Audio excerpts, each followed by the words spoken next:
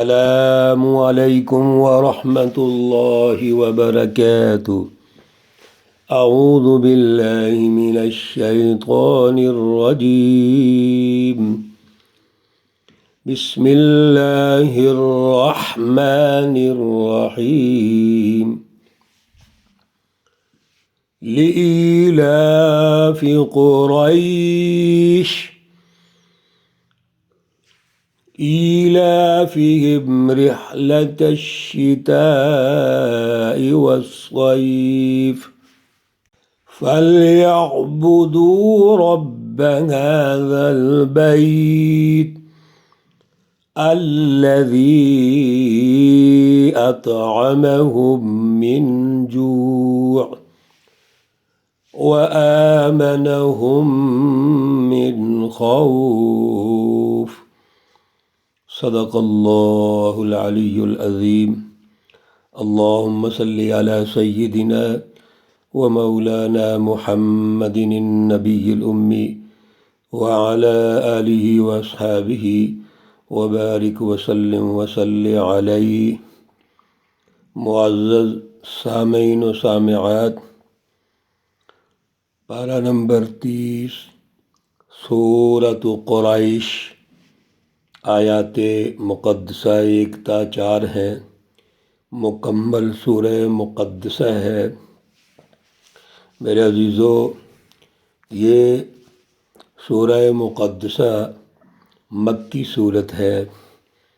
اس سے پہلے سورۃ الفیل کے درس میں بڑی اہم باتیں ہوئیں، جن میں 2 اہم نمایاں چیزیں تھیں۔ ایک تو رسول اللہ صلی اللہ علیہ وسلم کی ولادت اسی سال ہوتی ہے جو واقعہ اصحاب الفیل پیش آتا ہے۔ اس کو اسی لیے عام الفیل کہتے ہیں۔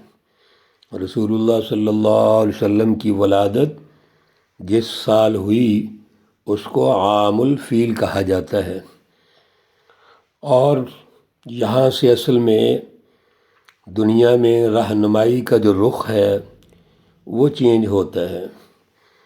رسول اللہ صلی اللہ علیہ وسلم کی قیادت، آپ کی سچی جماعت کی تیاری، آپ پر کلام مقدس کا نزول، قومی بین الاقوامی انقلابات کی تشکیل، یہ سب آپ کی زندگی سے جڑا ہوا ہے۔ وہ تحریک حنیفی جس کا آغاز ابراہیم علیہ السلام سے ہوا تھا، اس کی جو تکمیل ہے وہ رسول اللہ صلی اللہ علیہ وسلم پر ہونے جا رہی ہے۔ اسی لیے بیت اللہ الحرام کی جو اہمیت ہے، اس کا جو تقدس ہے وہ بہت زیادہ ہے۔ اللہ کا گھر ہے، انسانیت کا مرکز ہے، انبیاء کا مرکز ہے، رہنمائی کا مرکز ہے، سیاسی، معاشی، تجارتی اور فکری مرکز ہے۔ اور یہ سب مراکز جس پر ہلکی ہلکی پہلے بھی بات ہوئی، ابراہیم علیہ السلام کی زیر سرپرستی تشکیل پاتے ہیں۔ چنانچہ یہ واقعہ جو اصحاب الفیل پیش آیا، جہاں پر ابابیلوں نے بھی اپنا کردار ادا کیا، اور یہ گفتگو ہوئی تھی کہ عبد المطلب نے یہ کہا تمام قبیلوں سے اور قریش سے بھی کہ آپ مکہ کو چھوڑ دیں، اپنے آپ کو سنبھالیں، اپنی حفاظت کریں، اللہ کا گھر ہے، اللہ خود حفاظت کر لیں گے۔ چنانچہ یہ سب لوگ بھی پہاڑوں پہ چلے گئے۔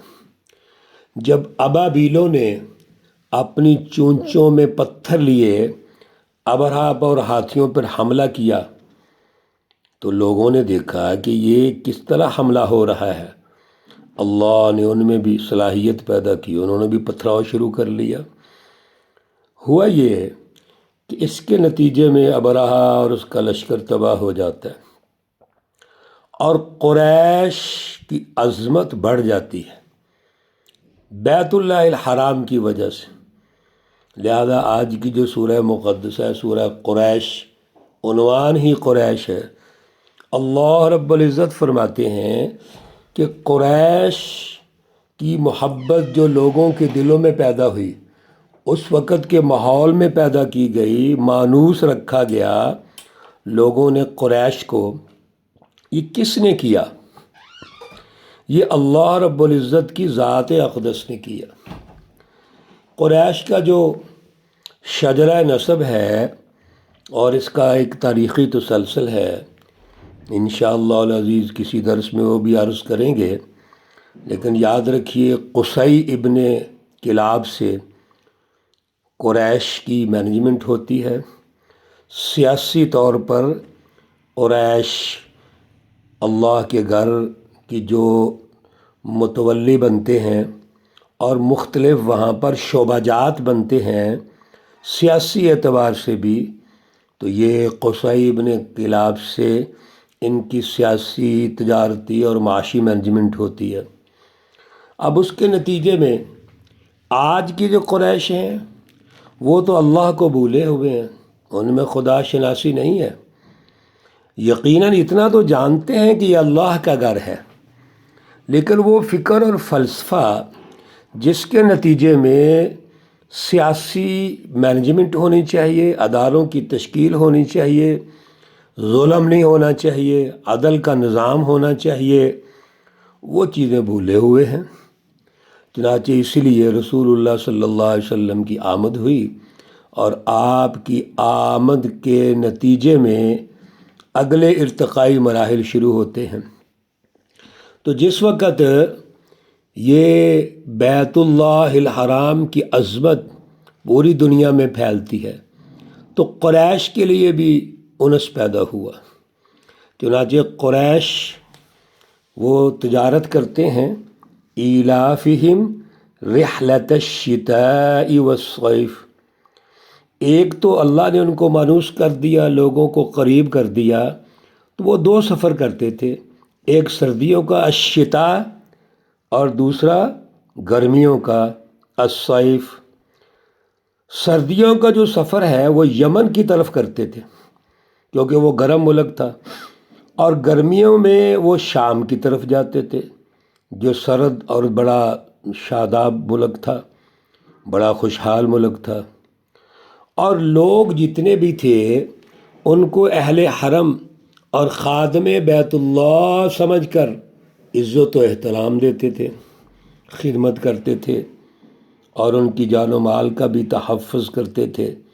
حالانکہ مکہ المکرمہ کے اڑوس پڑوس میں بہت زیادہ بدامنی تھی، لوٹ کھسوٹ تھی، چوریاں تھی، ڈکیتیاں تھی وغیرہ وغیرہ، بالکل امن نہیں تھا۔ لیکن یہ اللہ کے گھر کی برکت تھی کہ قریش کو یہ موقع ملا، اور اسی وجہ سے اس وقت کے کیسر و کسریٰ کے مقابلے میں قریش یہ سمجھتے تھے کہ ہم بھی ایک سیاسی نظام رکھتے ہیں، ہمیں بھی آگے بڑھنا چاہیے۔ اللہ رب العزت فرماتے ہیں، سنیے، کہ جب تمام معاشی خوشحالی، معاشی مینجمنٹ اور سیاسی امن اور لوگوں کے قلوب میں تمہارے لیے انس اللہ نے پیدا کیا ہے، تو پھر عبادت کس کی ہونی چاہیے؟ فَلْيَعْبُدُوا، پس چاہیے کہ عبادت کرو رب ھذا البیت، اس گھر کے رب کی۔ بندگی تو پھر اللہ کی ہونی چاہیے نا۔ ابرہہ کو، اصحاب الفیل کو کس نے تباہ کیا ہے؟ وہ تو اللہ نے تباہ کیا ہے۔ اللہ رب العزت نے باقاعدہ اس کے اسباب پیدا فرمائے، سسٹم بنایا، تو پھر اللہ کی عبادت کرو۔ اور تم کیا کرتے ہو؟ آپ رسول اللہ صلی اللہ علیہ وسلم کی مخالفت کرتے ہو، جن کو اللہ نے مبعوث فرمایا، اور رسول اللہ صلی اللہ علیہ وسلم بھی اللہ کا نام لیتے ہیں، تو آپ رب ھذا البیت کو چھوڑ کے یہ بت پرستی پہ لگے ہوئے ہو، خواہشات پرستی پہ لگے ہوئے ہو۔ اس لیے اللہ نے اس اعلیٰ فکر اور پروگرام کی یہاں بات کی ہے جس کا تعلق بندگی کے ساتھ ہے، اور بڑی خوبصورت بات ارشاد فرمائی، الذی اطعمہم من جوع۔ اللہ رب العزت کی ذات اقدس وہ ہے، اللہ بڑے دلائل سے گفتگو کرتے ہیں، سبحان اللہ۔ اللہ کی عبادت کرو کیونکہ اللہ وہ ہے کہ اس نے کھانا دیا ان کو، من جوع، بھوک میں، معاشی بدحالی میں، بھوک میں کھانا دینے والی ہستی کون ہے؟ اللہ کی ہے۔ تو یہ معاشی خوشحالی پیدا کی، کھانا کھلایا، تو تمہیں بھی تو اب کھانا کھلانا چاہیے۔ تم نے لوگوں کے کھانے پر قبضہ کر لیا، اللہ کے وسائل ہیں، اللہ نے بھوک مٹائی، تو تم اگر مکہ المکرمہ کے سردار ہو قریش تو تمہارا فرض بنتا ہے تم بھی بھوکوں کی بھوک مٹاؤ۔ تمہاری بھوک تو اللہ نے مٹا دی، اسباب پیدا کر دیے، اور تم نے ظلم کا معاشی نظام قائم کیا ہوا ہے۔ وَآمَنَهُم مِّن خَوْفٍ، اور اللہ وہ ہیں جس نے امن دیا، کس میں؟ خوف، ڈر میں۔ بد امنی کی جگہ پر اللہ نے امن قائم کیا۔ سیاسی طور پر جب سارے انسان ایک ہوں، ایک دوسرے کا حقوق کا خیال کریں تو امن و امان پیدا ہوگا۔ تو سیاسی اور معاشی طور پر سوسائٹیوں کی تشکیل یہ تمہاری ذمہ داری ہے، ڈیوٹی ہے۔ اللہ نے تو تمہیں سردار بنا دیا، اختیارات دے دیے، امن و امان قائم کر دیا، حالانکہ ڈاکے کا ماحول ہے، چوریوں کا ماحول ہے، لوٹ کسوٹ کا ماحول ہے، اور بے روزگاری کا ماحول ہے، بڑے ٹف حالات ہیں، لیکن اللہ نے تمہاری بھوک مٹائی ہے۔ لیکن تم ظلم کا نظام پیدا کر کے رسول اللہ صلی اللہ علیہ وسلم کی مخالفت کرتے ہو، اور رسول اللہ صلی اللہ علیہ وسلم کا پروگرام کیا ہے؟ وہ انسانیت میں امن قائم کرنا چاہتے ہیں، بھوک مٹانا چاہتے ہیں، غربت ختم کرنا چاہتے ہیں، تنگ دستی ختم کرنا چاہتے ہیں، شرک اور کفر ختم کرنا چاہتے ہیں، اللہ سے انسانیت کو جوڑنا چاہتے ہیں۔ تو میرے عزیزو، قریش کی اہمیت اور قریش کے لیے اللہ نے جو اسباب پیدا فرمائے ان کی اہمیت اور اس کے نتیجے میں اللہ کی ڈیمانڈ، یہ ہمارا بنیادی موضوع ہے سورہ مقدسہ کا۔ اللہ رب العزت ہمیں اعلیٰ شعور اور فہم عطا فرمائیں۔ اللہ رب العزت تمام بیماروں کو شفائے کاملہ عاجلہ مستمرہ عطا فرمائیں۔ اللہ رب العزت تمام مرحومین و مرحومات کو جنت الفردوس میں اعلیٰ مقام عطا فرمائیں۔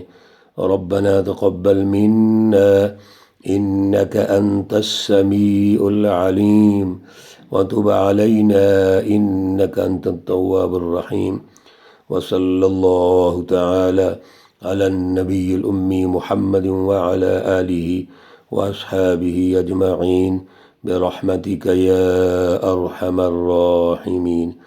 السلام عليكم ورحمة الله وبركاته۔